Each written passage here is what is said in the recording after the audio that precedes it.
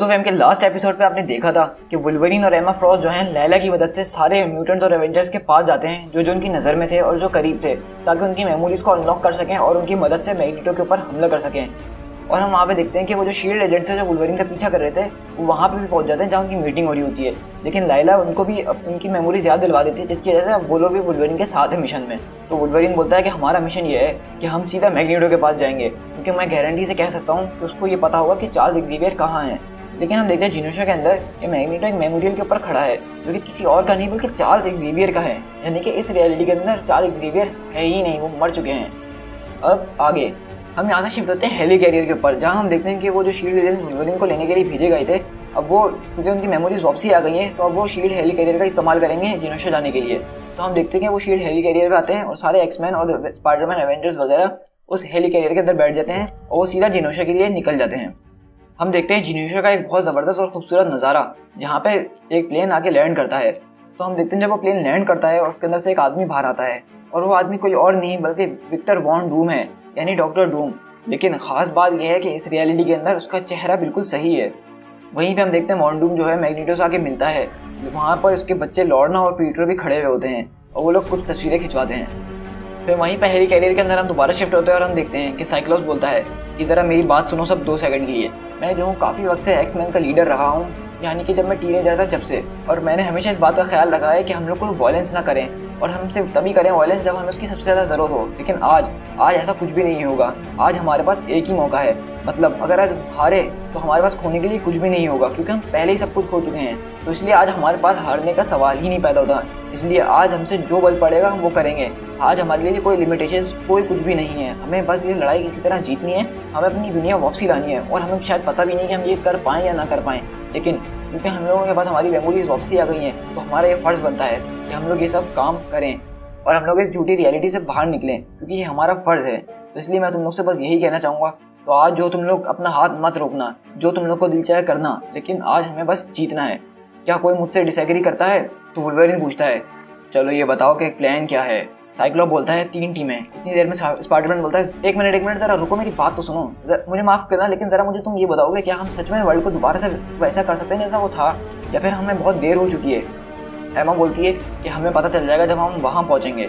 तो miss Marvel बोलती हैं अगर हम ट्राई करें और हम ना कर पाए तो फिर क्या होगा? क्या हम हमेशा के लिए यहीं रहेंगे इन लोगों के साथ, और क्या हम दूसरे लोगों को उनकी मेमोरीज लौटा देंगे, या फिर हम लोग ये कुछ लोग होंगे जिनको ये हकीकत पता होगी? तो एमा फिर दोबारा बोलती है कि जब हम वहाँ जाएंगे हमें तब पता चल जाएगा। लेकिन किटी प्राइड बोलती है कि हमें सच में ये करना चाहिए? तो एमा बोलती है क्या मतलब हमें ये करना चाहिए? तो एमा बोलती है मेरा मतलब ये है कि हम लोग एक बॉम्ब को फटने से रोक नहीं रहे हैं, बल्कि एक बॉम्ब फट चुका है और हम उसके बाद उसको रोकना चाह रहे हैं। तो मेरे ख्याल में कहीं ये और मुसीबत खड़ी ना हो जाए, यानी कि हम जिस मुसीबत में हैं वो उससे भी बदतर ना हो जाए। लेकिन क्लॉक बोलता है लेकिन जो भी हो हमें एक बार ट्राई ज़रूर करना चाहिए, क्योंकि हम ये हकीकत जानते हैं। तो वहाँ पर जेसिका बोलती है क्या हम लोग 1 मिनट बात कर लें, क्योंकि मुझे नहीं लगता हमें कुछ करना चाहिए। हमें जो चाहिए था, जो चीज़ हमें खुशी देती थी, उसने हमें वो दे दिया है। अब वो एक सुकून की ज़िंदगी गुजार रहा है, उसको गुजारने दो। उसने हमें भी तो सब कुछ दे दिया ना जो हमें चाहिए था। तो वुल्वरीन बोलता है कि जैस आज के दिन तुम बहुत ज़्यादा शर्मिंदा होगी कि तुमने ये बात इतनी ज़ोर से सबके सामने कह दी। वो बोलती है कि ज़रा मेरी बात तो सुनो कम से कम। मेरा मतलब ये है कि मेरा पॉइंट ये है कि जब कोई चीज़ इतने बड़े मैग्नीट्यूड के ऊपर हो तो हमें 1 सेकंड के लिए अपने आप को पीछे कर लेना चाहिए। हम हर बार इस तरह हीरो बन के नहीं जा सकते हैं। हो सकता है कि ये कुदरत हो, ये नेचर हो, या फिर ये टाइम हो इस चीज़ के होने के लिए। हमें पता है कि किस तरह से एक मीटर आया और अर्थ के ऊपर आके बहुत सारी स्पीसीज उसने ख़त्म कर दी। ये एक नेचुरल था, तो हो सकता है कि ये भी एक नेचुरल अकरेंस हो और हम लोग इसके अंदर टांग अड़ाएं तो उसको और बहुत बुरा कर दें। मुझे नहीं लगता कि हमें ये सब करना चाहिए। वुल्वरीन बोलता है अब ये 2 बातें हो गई हैं जिसके ऊपर तुम्हें अफसोस होगा। तो एमा फ्रॉस्ट बोलती है बस बहुत हो गई बहस, हम लोग ये करेंगे, हमें ये करना ही होगा, हमें एक ज़ेवियर को ढूंढना होगा, अब चाहे कुछ भी हो जाए। तो साइक्लोप बोलता है चलो हो गई बातचीत, अब मेरी बात सुनो, 3 टीम्स। फिर हम वहाँ से जिनोशा के अंदर शिफ्ट हो जाते हैं, जहाँ पर हम देख रहे हैं कि आज बहुत बड़ी पार्टी है और दुनिया के अमीर तरीन लोग आए हुए हैं और वो सब मैग्नेटो के बुलाने की वजह से आए हैं।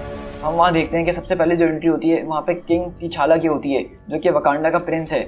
वहीं से हम शिफ्ट होते हैं साइक्लोप के पास, जो बोलता है कि हमारा प्राइमरी गोल जो होगा वो चार्ल्स ज़ेवियर को ढूंढना होगा, अगर वो यहाँ पे अभी भी मौजूद हैं। और एमा तुम लैला को लेकर जाओगे उनके सामने, ताकि हम चार्ल्स ज़ेवियर को सब कुछ याद दिला सकें।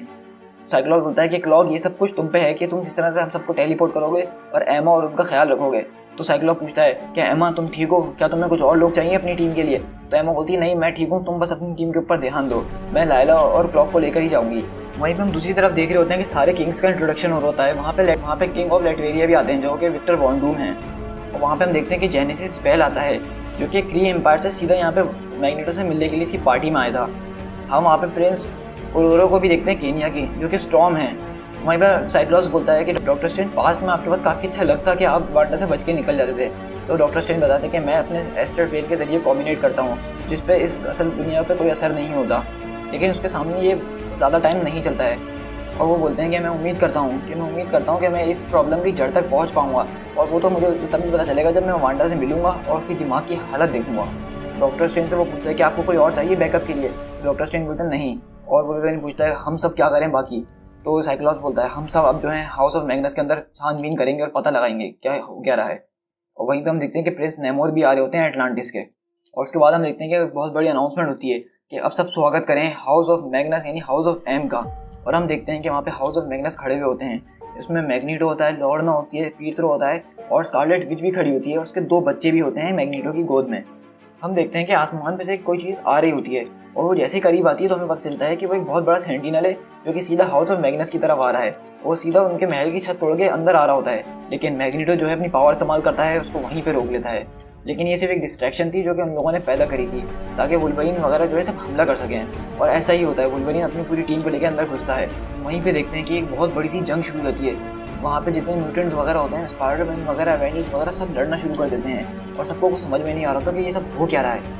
फिर हम देखते हैं क्लॉक जो है एमा फ्रॉस्ट और लाइला को एक जगह पे लेकर आ जाता है। वो लोग एक्सीवियर को ढूंढते ढूंढते पहुंचते हैं और उनको पता चलता है कि यहाँ पे एक्सीवियर मर चुका है और उसका मेमोरियल बना हुआ है। ये देखते ही एमा फ्रॉस्ट जो है फौरन ज़मीन पे गिर जाती है और बोलती है नहीं, ऐसा नहीं हो सकता। तो लाइला पूछती है इसका क्या मतलब है, क्या वो मर चुके हैं? तो क्लॉक बोलता है ज़रा 1 मिनट रुको।